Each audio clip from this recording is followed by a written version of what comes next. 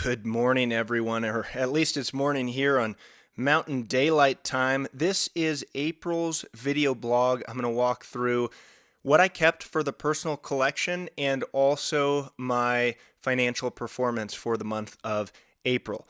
We're going to switch the order up compared to previous months. We're going to start with what I kept and then stick around for some really, really dumb financial decisions, and we'll go over those in my plan to make up for those. So, anyways, again, I use my money, my gains from reselling to fund all this. And my goal at the end of the year is to break even or slightly profit.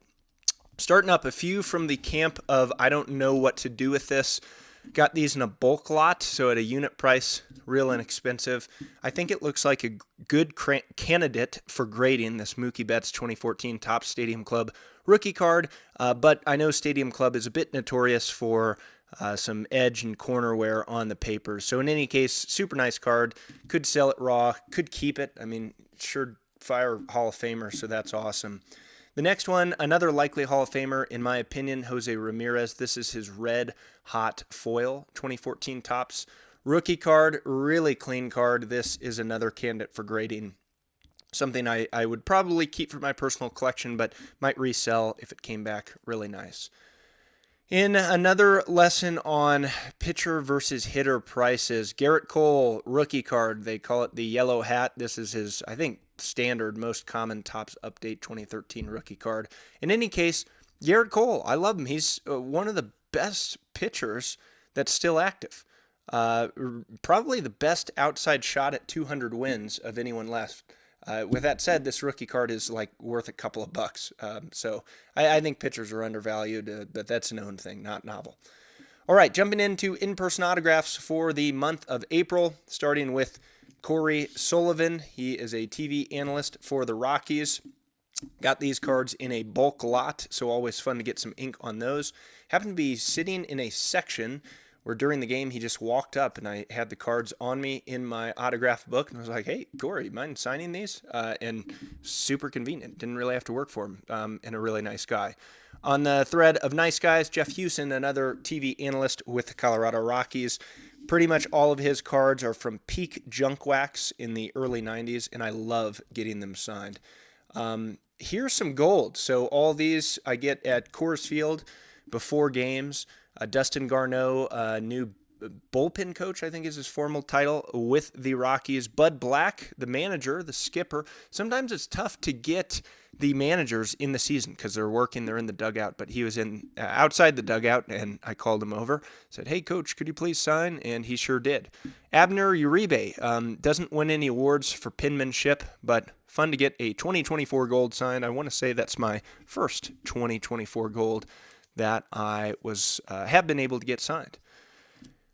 On the 2024 train, these are some of the visiting players who have signed at Coors so far in April.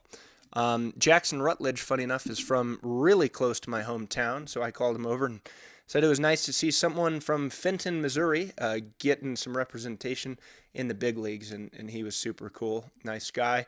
Matthew 516, we got something from the Sermon on the Mount on Alex Call's 2024 Topps card. Always cool. I appreciate a good Bible verse inscription on cards.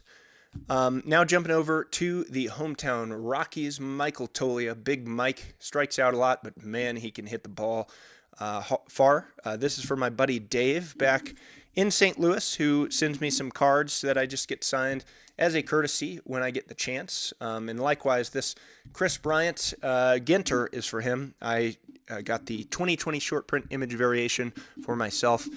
Chris Bryant, as I've talked about, one of the nicest guys you'll ever come across in baseball. He's just so good to fans, and it's unfortunate for his injuries that are keeping him out and off the field.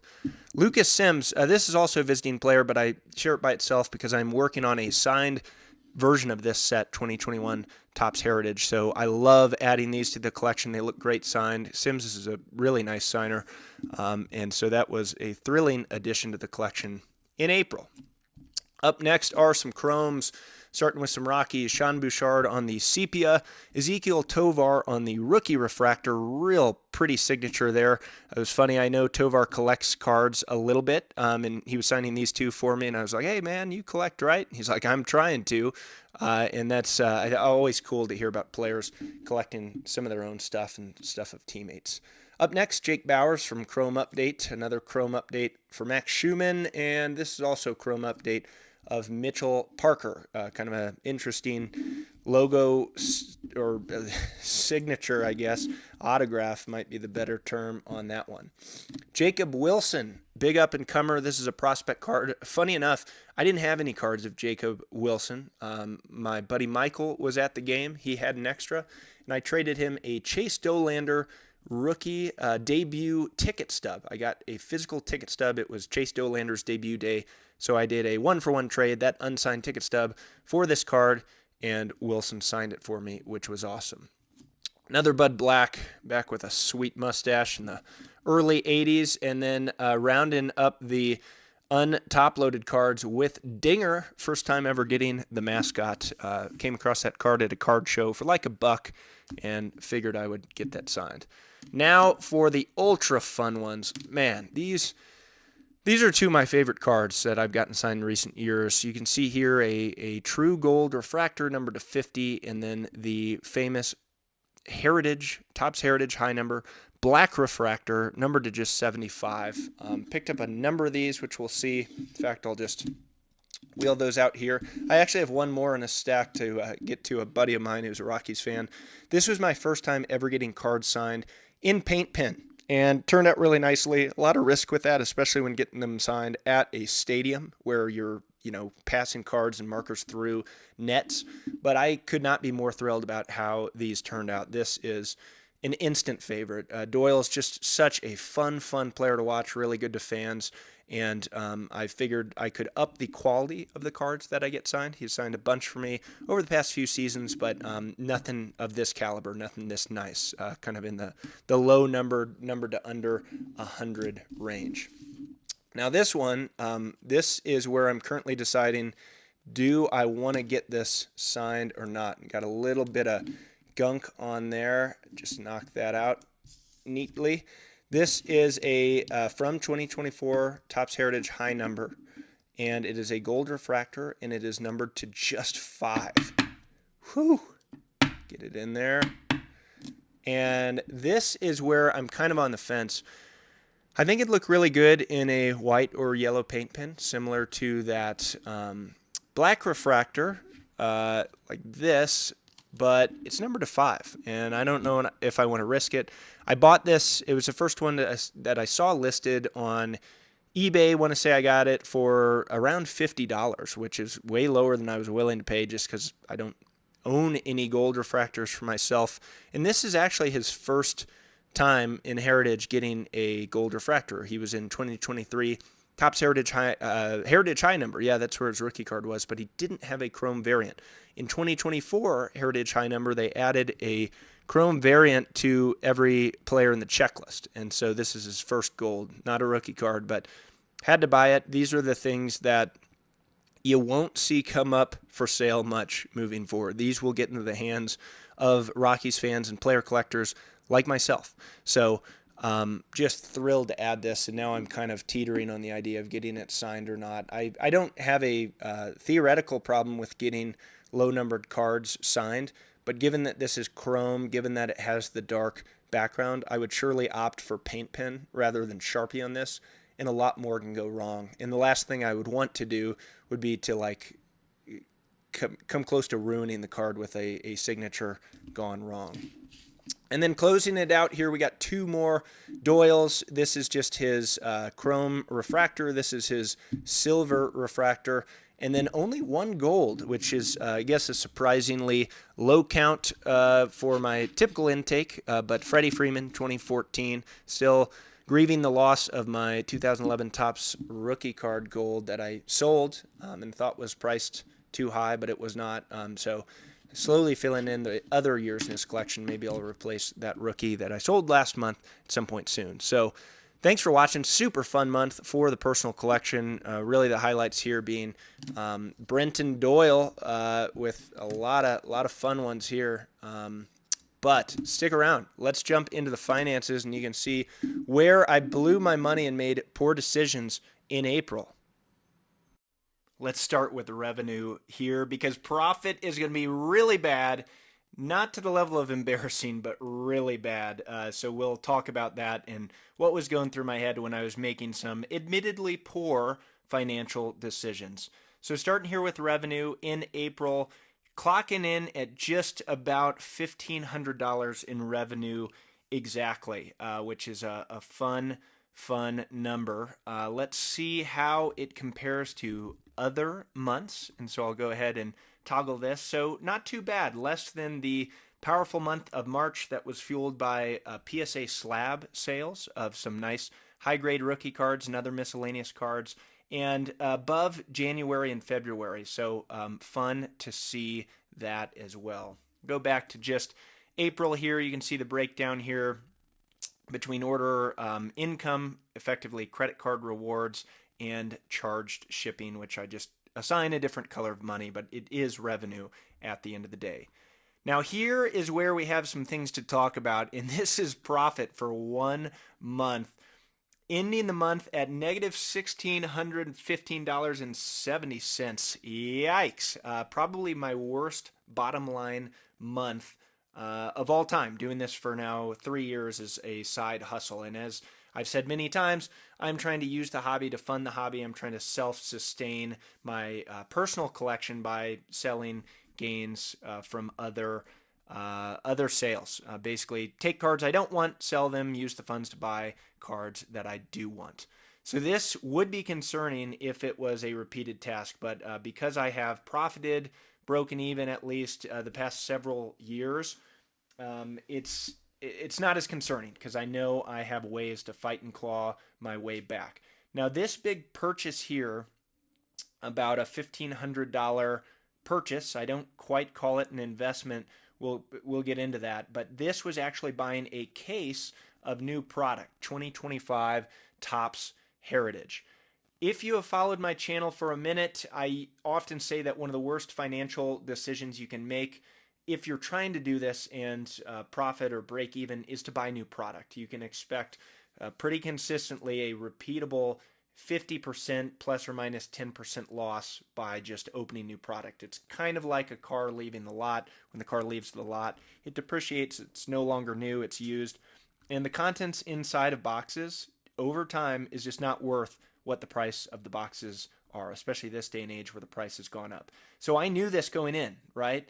This is okay because I knew I was getting into this. I was not buying this to make a profit. I knew I would get a loss, very confident in that. The other thing is there was a delay on shipping, so this money left my account, thinking from a cash accounting perspective. I spent this money on April 23rd, and I didn't get the cards till, I don't know, maybe April 30th. Right now at the recording of this video, it's several days into May.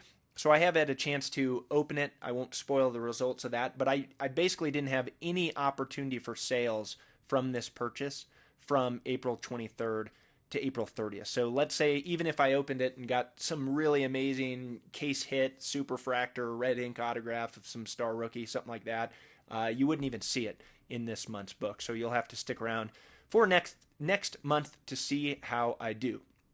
And that actually made up about half of my total spending for the month of April. And you can see the breakdown between quote unquote business versus personal. Personal, I do not intend to resell. Business, I do. And so I got $96 worth of personal stuff that I have no interest in selling at the moment. So this is really bad. Let's jump to a quick slide here on what I prescribe as personal rules for buying unopened product. And don't know, maybe I clicked the wrong button here. It sure looks like I did. Oopies. That's okay. We'll go into slideshow mode. This is going to be a little better. And my personal rules for buying unopened product. First, expect a 50% return, which is a loss. Expect it. It's okay. You can go into this knowing that, but don't expect to hit it big, that's for sure.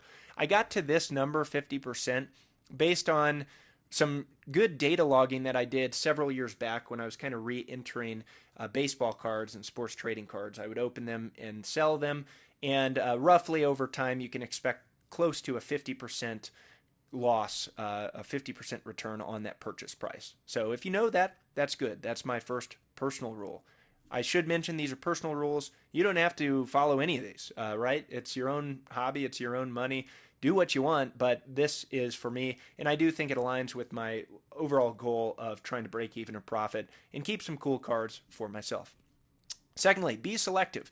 Align with your personal collection goals. Don't just rip something that you don't care about or have any interest. I chose 2025 Topps Heritage because I love building the base set and getting in-person autographs signed.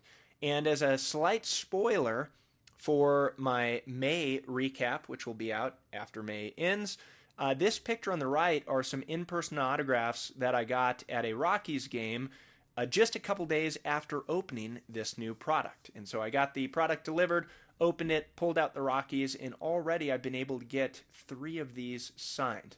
This Ezequiel Tovar base card, this Ezequiel Tovar Blue Sparkle parallel, and this Adael Amador base rookie card. I got these signed within just a couple days of getting the product. So while not a financial return, part of my personal collection goals is to get in-person autographs. And after opening this case, I was able to get these 3 cards and get them signed. So there is some value there. Obviously, if I would have bought these cards outright, it would have been way cheaper than buying a case of 12 hobby boxes of cards. I know that. And back to rule 1, I'm expecting a loss. But I was selective. I've been looking forward to this design with the 1976 design, which I think is super clean, looks great, doesn't have those facsimile signatures on them, so getting in-person autographs is way more appealing than other years, including like last year, the 1975 design has those fake signatures on them. And so I picked it because it aligns with my interest. And already I have 3 of them signed, which is a return on value. It just doesn't show up on the plots that you've been looking at in terms of financial performance. The next rule is have the funds. Do not go into debt to buy unopened trading cards. That's a rule for myself. I would say that should be a rule for you too if you're listening here. But I had the funds because I have performed well at this for the past several years. I was able to buy this case outright, and I had the cash to do it and to transact on that. So not really that big of a concern because I had the money and I knew I was going to make a poor decision from a financial standpoint, but I knew that going in.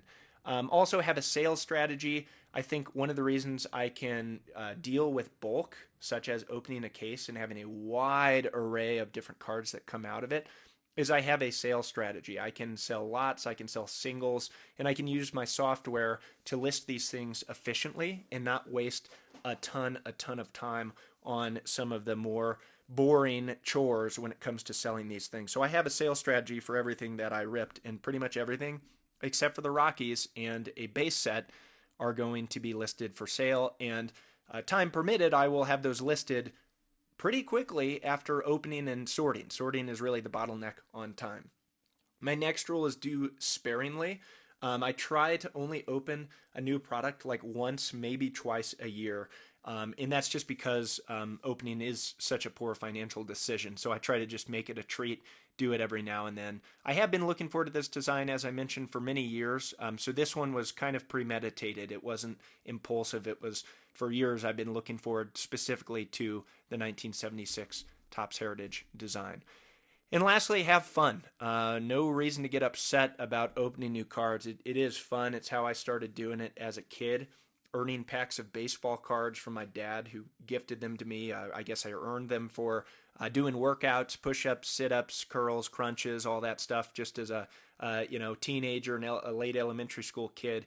Opening packs was such a blast. I used to look forward to that. That was kind of a highlight of doing that. Good personal memory, and it is a fun time, and especially kind of the fun or the risk involved, and the potential for getting really nice hits. So those are my personal rules. Take them or leave them. You do not have to follow those if you would not like to. So I will do a little bit of gymnastics here. So I got this purchase here, but let's go ahead and put it to some date in the future. And I'll highlight this to just remind myself to change it. This is my spreadsheet where I log purchases. As far as sales goes, I rip all that information from eBay, and that's what populates this dashboard. But I'm going to go ahead and put this into the future to see if we took that poor financial decision out, how would we do regardless? And I think that's a better indication of how the business is actually performing if we take away that admittedly poor financial decision. So we'll give this a second to fire up here. And you see how it is reloading. It is defaulting to the date of recording, 4:30 or 5/8, I should say. I need to filter to 4:30. Let's get back to April. And hey, look, at this point, I'm only $54 negative with some big purchases in the month of April. So that is way, way healthier than the numbers looked. And so I know I'm only going to recoup probably 50% of that $1,500 case purchase. That's okay. But then if we look at the full year to date, I'm only $121 down 4 months into the year if you exclude that large transaction. So this is a better sign. Basically, this is including personal collection keeps, and it's including things I intend to resell over time at a profit, so it doesn't have that case in it. So much better numbers here, and I think as a data analyst, you really need to be crafty about how you analyze things. And so it's okay to make bad decisions by one measurement, aka financial, if you can analyze your business successfully. So we'll go ahead and jump back. Wrong tab there. Here we go. And just get another snapshot here at the bottom line, and then we'll jump over to some projects to see how we're doing in that department. All right, I always default to the start of the year and the current date, just because that's, when I'm not making a video of a monthly recap, that's, I think, the most powerful thing to look at, because I really do care about year to date more than anything. So as far as projects goes, you can see bulk. I've been doing that a lot more than I want. I'm in the green on that up for the year. Let's go check out, I don't know, Topps Golds. I love doing these, so I've been buying a few more. And for the month of April, I happen to be at negative 37 cents, which is remarkably close to zero. But year to date might be more interesting. Let's go ahead and look at one more here. I did a big purchase early on in the miscellaneous category. I also had some sales. So for April, looked okay here, up like $100 on these. But a month really isn't great from a sample size perspective. 4 months is better. So, hey, we're doing well. Upward trend on the miscellaneous category. Let's check out Topps Gold. Way better here, fueled by some big sales. And finally, we'll go back to bulk, because this is somewhere I've spent more of my time, and you can see these dips. These dips are when I make big purchases, and then here's where I make some big sales. So sold some lots and some other nice cards from these bulk lots and doing well on these. So that's the breakdown. It's okay to make bad financial decisions when you're not publicly traded, right? I am a sole proprietor here, so this big dip here, while I knew wasn't a smart move, I got 7-8 more months to recoup that financial decision. I won't even call it a mistake because I knew it going in. But hope you like this. Thanks for watching. I'm hoping to have more time for development in the next month or so. Last month was really busy, so hopefully you'll see some improvements to this dashboard by this time next month. So please like this video if you found it helpful, and subscribe to the channel. That really lets me know that the content I'm getting out there is helping other folks like you. So thanks for tuning in.